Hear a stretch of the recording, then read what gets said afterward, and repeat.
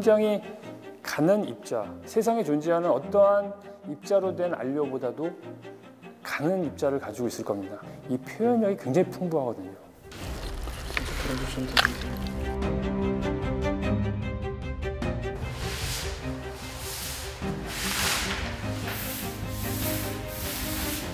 명도 대비가 가장 깊은 것이 흑색, 먹입니다. 그래서 먹색이, 검은색이 만색을 대표하는 거예요.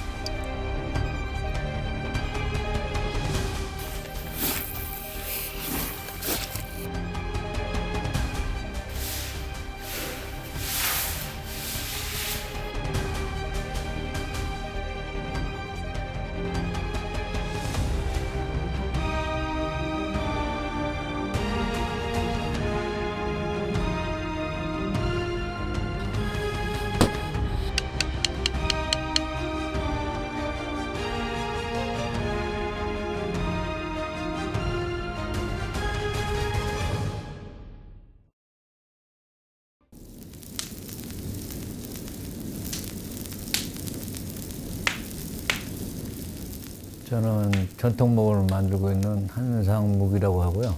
우리나라에서 전통목을 만드는 사람은 저 혼자뿐입니다. 목을 만든 지는 35년 됐습니다.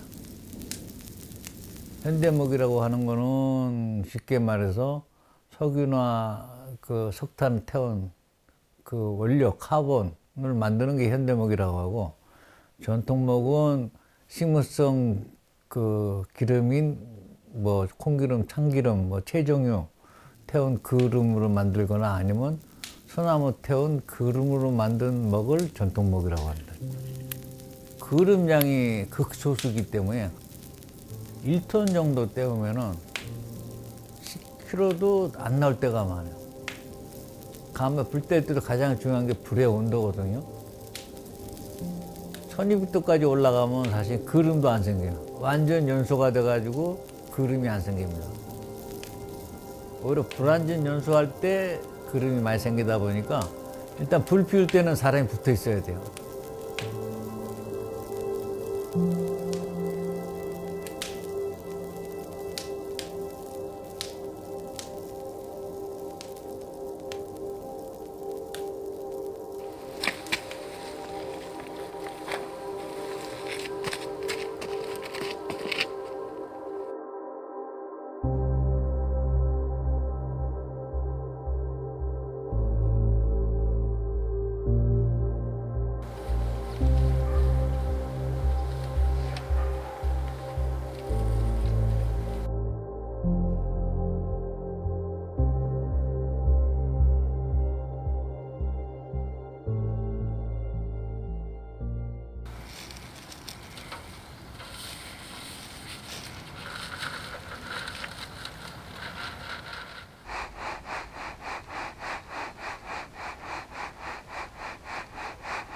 먹이라는 것은 나무를 태워서 만든 재, 그 중에서도 아주 고운 끓음을 만들어서 만든 재료라는 거죠. 굉장히 가는 입자, 세상에 존재하는 어떠한 입자로 된 안료보다도 가는 입자를 가지고 있을 겁니다. 그러다 보니까 이 표현력이 굉장히 풍부하거든요. 물하고도 섞여서 농담이 일어나기도 하고 다양한 표현이 가능한 거거든요. 수묵화를 보면 그 안에 깊이감이 있다고 얘기하잖아요. 깊이감이 있다고 하는 것이 뭘까? 감성적으로 이렇게 음미하게 된다는 의미가 될 수도 있을 것이고, 시각적으로는 아마 종이에 그려졌을 때 물과 함께 종이 안으로 흡수된다는 거예요. 종이의 섬유질 사이로 물과 함께 이동을 할 수 있는 거예요. 아주 자유롭게. 거의 물과 함께 이동할 수 있죠. 물과 함께 이동할 수 있는 입자로 된 안료는 그렇게 많지 않을 거예요.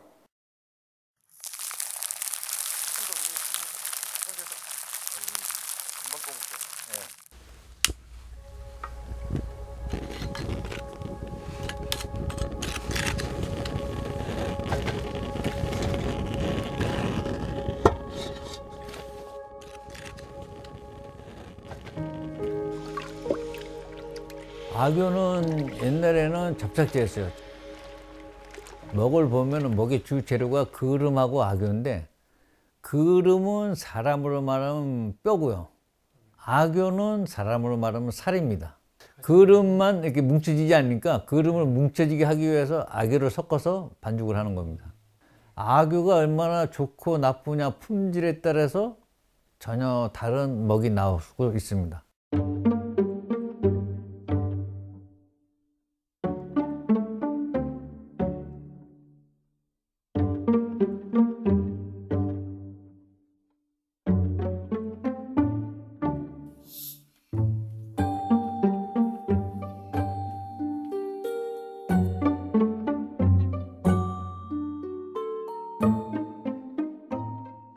치대기라 가지고 반죽을 많이 쳐대요.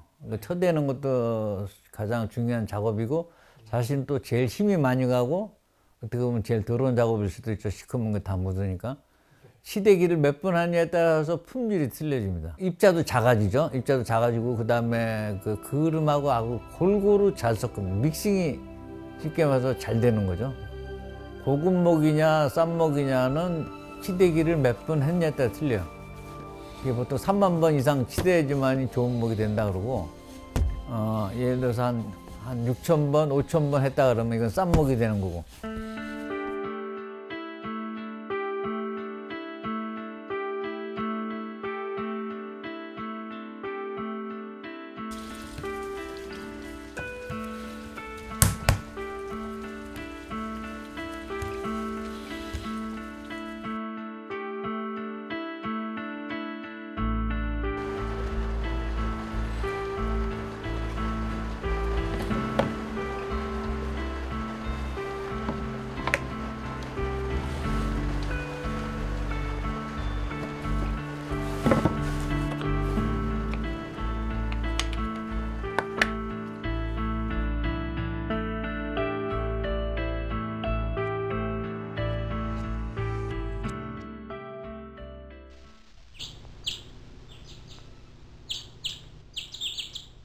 자연 건조는 크기에 따라서 좀 틀리는데요. 보통 한 1개월에서 6개월 크기에 따라서 이렇게 걸립니다. 그게 1차 건조입니다.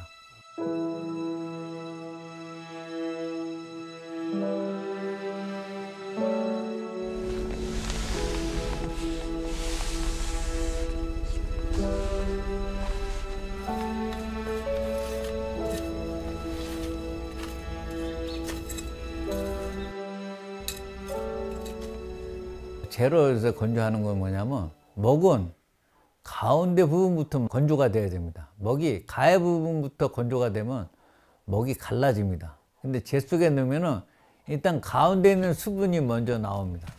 근데 그게 한 일주일 정도 걸리는데 그래서 일주일 정도는 매일같이 그 재를 갈아줍니다. 근데 이걸 일주일 정도 하면 더 이상 재가 젖질 않습니다. 가운데 수분은 다 빠진 거니까 그때부터는 재로 안 덮고 그냥 바깥에 외부 공기에 노출시켜서 자연 건조를 하기 시작하는 겁니다.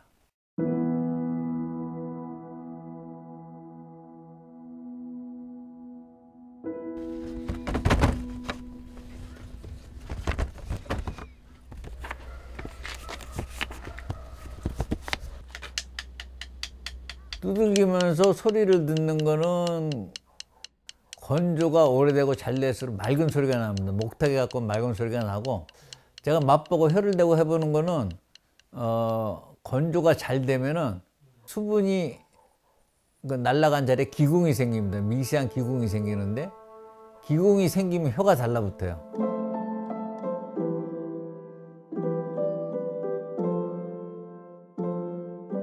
이 차 건조는 외부 온도에 자연 건조에 들어가면서 사실 또 숙성하는 기간이에요. 보통 한 1년에서 한 10년 정도 건조를 시키는데, 요건 뭐냐면 청소년기부터 시작해서 중년기, 장년기, 노인네까지 가는 그런 기간 동안 우리가 좀 숙성을 시키는 기간입니다. 오래 숙성을 하시면 뭐가 틀리냐면은 먹색의 변화가 좀 있습니다. 검은색부터 점점 옅어진 회색까지 해가지고 나중에는 청목가시, 청빛이 도는 그런 색까지 내려갑니다.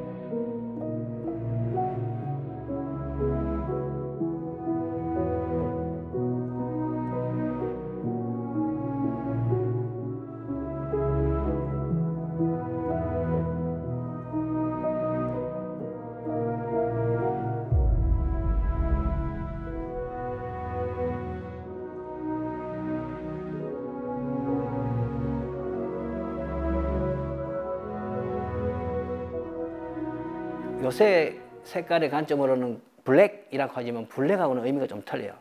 동양 말로는 가물가물하다 이런 뜻입니다. 우리 천자문 할 때 뭐라 합니까? 하늘천, 따지, 가물현으로 하죠. 거물현 이건 아니에요. 가물현이에요. 가물가물하다. 그 사람 생각나나? 옛날 까맣게 잊었다 소리도 하지만 가물가물하다. 보통 하는 검은색이 아니거든요. 그렇게 먹을 표시를 했는데 먹 속에서도 그야말로 제로인 물에서 완전 먹 상태인 백까지는 거의 무한대의 색상이 존재하는 거예요. 색깔 중에서 가장 명도 대비가 가장 깊은 것이 흑색, 먹입니다. 그래서 먹색이 검은색이 만색을 대표하는 거예요.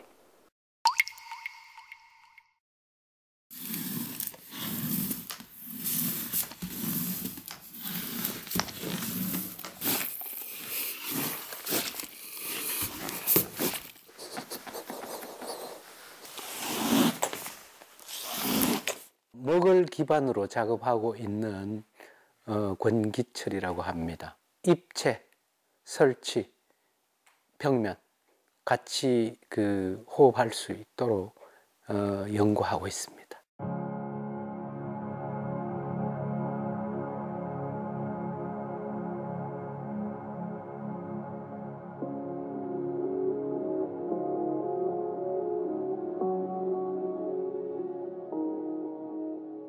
목의 가장 큰 매력이라고 하면 제 인생, 내 정서랑 굉장히 잘 맞다 이렇게 표현할 수 있는데, 내 작업이, 내 행위가 끝나는 순간 먹이 화선지가 마무리하는 시간이 있어요.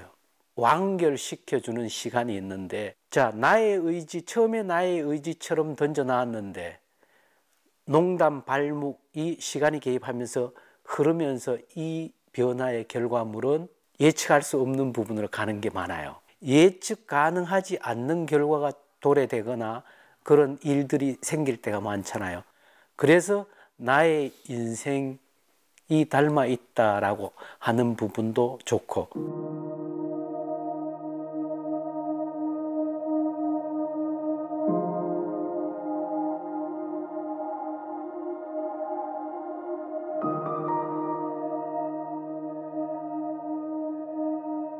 의쿠라고 하는 것은 의성어 의쿠인데, 이를테면 예측하지 못한 돌발 상황이 나올 때 의쿠라고 하는 의성어 나오잖아요. 그런 부분들을 내포해 가지고 있다, 먹이. 그리고 부제가 봄 간다라고 하는 부분은 시간적인 부분인데, 자, 나는 던진다. 그 순간이 어디까지 지속되느냐, 시간이. 나의 행위는 의쿠로서 끝났는데 봄 간다라고 하는 짧은 순간이 결과를 만들어내는 시간, 그게 1시간이 됐든 하루가 됐든 마르는 시간, 이렇게 보시면 됩니다.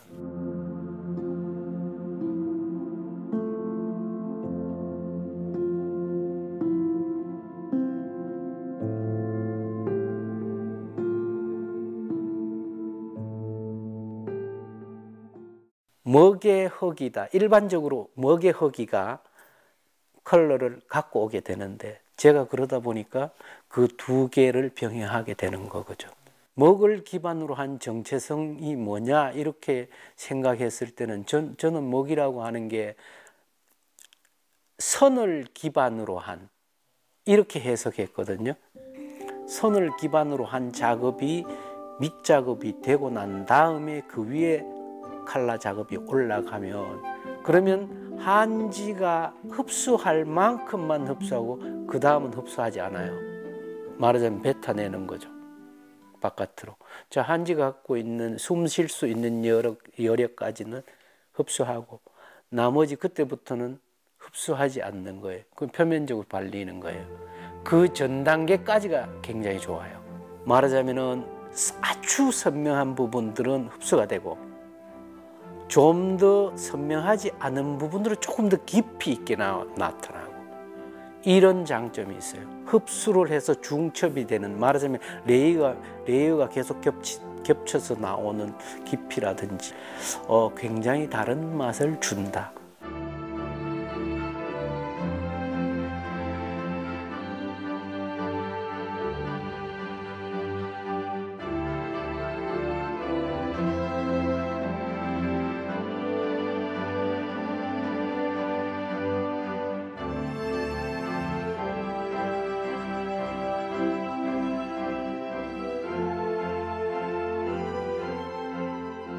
먹이 오묘하다고 하는 거와 깊이가 있다고 하는 거가 어떻게 보면 완전 다르죠.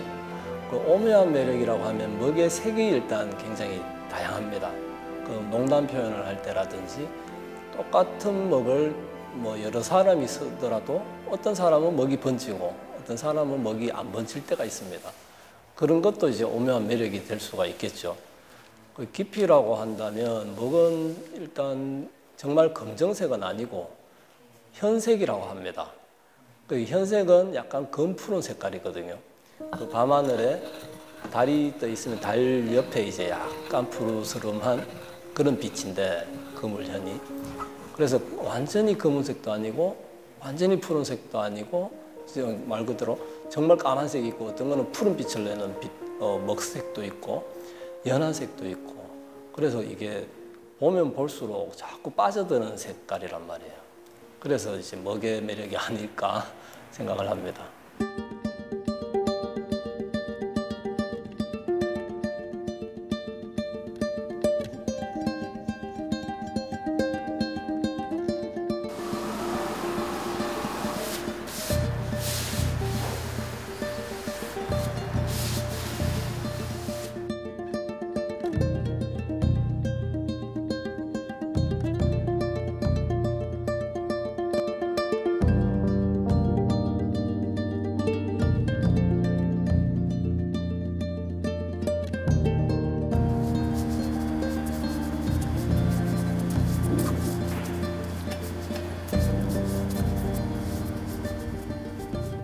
서예는 흰 바탕 종이에 까만색에 검정색의 글자를 쓴다. 이게 서예잖아요. 저는 원래 서예가였고 이거를 내가 바꾸고 싶다는 욕구가 있었어요. 왜 꼭 흰 바탕에 검정색 글씨를 써야만 하는 거지? 근데 서예라는 거는 그런 게 이제 개념이나 정의가 없단 말이에요.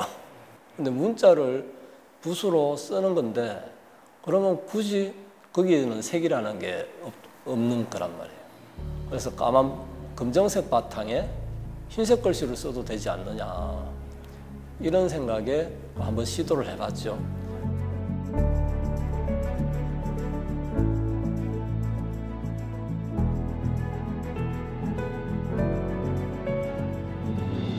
작업 패턴이 초창기에는 제가 이제 한 글자를 가지고 한 화면에 오로지 딱 문자를 한 글자, 꿈이라는 한 글자를 분해를 해가지고 약간 추상화처럼 문자 추상이라고 저는 얘기를 했습니다.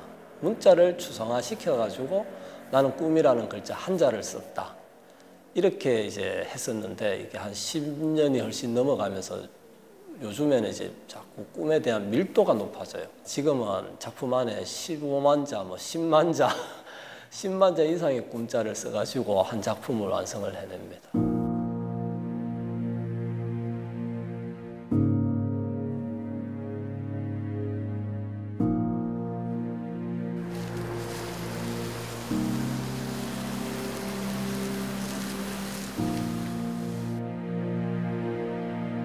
그리고 먹이라는 거는 사용을 하면 할수록 굉장히 오묘하고 깊이 있는 색을 느낄 수가 있고 그리고 거기에다가 제가 아크릴 물감, 서양의 아크릴 물감을 접목을 시켰을 때 또 다른 색감이 비춰지면서 깊이 있는 어떤 작품 형상이 만들어지더라고요. 이런 작업을 저는 앞으로도 조금 더 이제 완성을 시켜가고자 하는 것이 제 꿈이에요.